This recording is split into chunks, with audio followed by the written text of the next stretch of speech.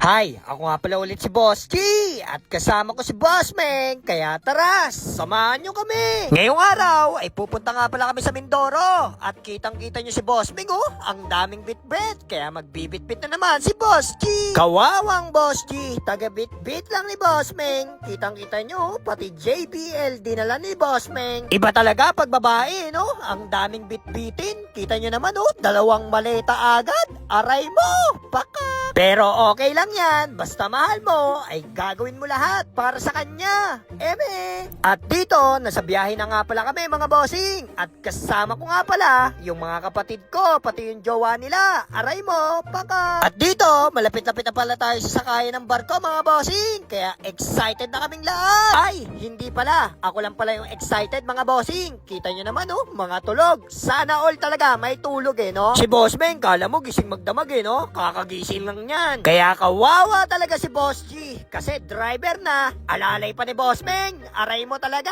Dito, papasok na nga tayo sa loob mga bossing para makakuha na tayo ng ticket at para makasakay na. Bago nga pala tayo pumasok, ay magbabayad muna nga pala tayo mga bossing. Gastos na naman talaga ni Boss G. At dito na nga pala tayo magbabayad ng ticket mga bossing. Ang mahal pala nito. Ang sakit sa bulsa. Eme, tatawagin ka bang Boss G kung hindi mo kaya? Aray mo!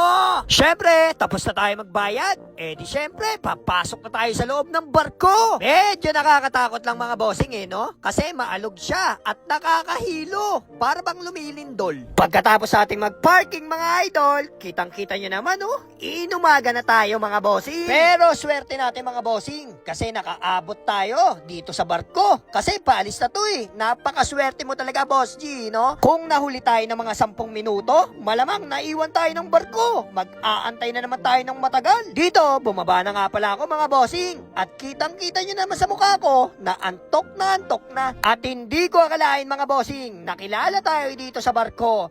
Mukha naman akong kumag. Eme, para bang artista ang datingan ni Boss G, no? Napapangiti na lang talaga yung kapatid ko. Kasi nga, para ka namang kumag, Boss G, no? At kita nyo naman kay Boss Meng, chill na chill lang. Kala mo naman talaga nasa hotel, At ang akala ko, doon na matatapos ang picture-picturan. Meron pa pala tayong mga followers dito.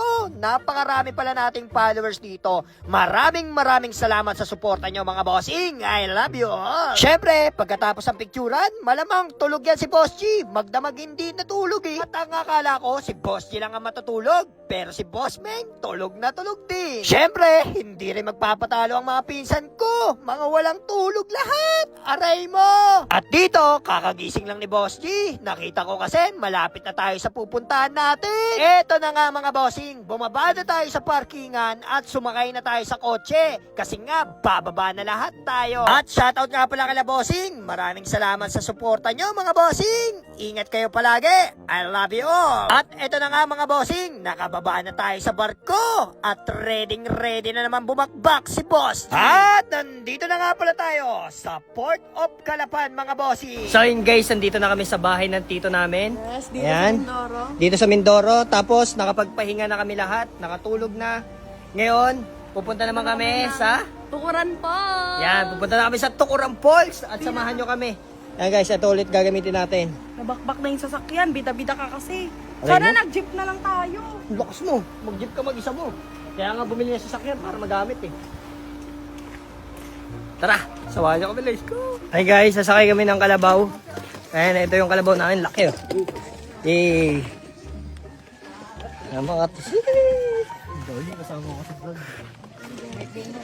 Ito kayo mong kanina.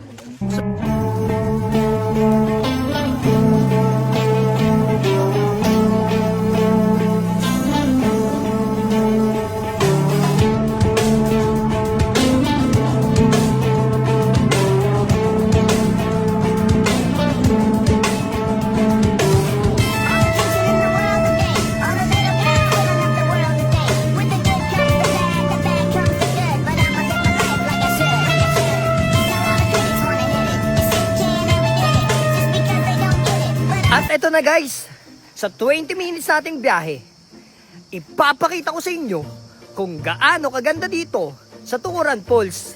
And 1, 2, 3. tayo sa mga bato-bato guys para makapag-dive talaga si Boss G.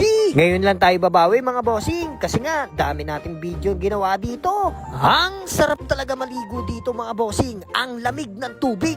At syempre, ito yung gusto ko mga bossing, yung tatalon ng pinakamataas na bato. Ang sabi ko kay Boss Meng, ako naman yung videohan niya kasi kanina pa ako yung nagbibideo sa kanya eh. Bawing-bubi talaga tayo kasi napagod tayo kakabideo sa kanya. Pagkatapos namin lumangoy ay kumain kagad kami ng pansit kasi nagutom kaming lahat. At kung umabot ka dito sa video na to, maraming salamat. At nasayang ko na naman ang oras mo. Maraming salamat.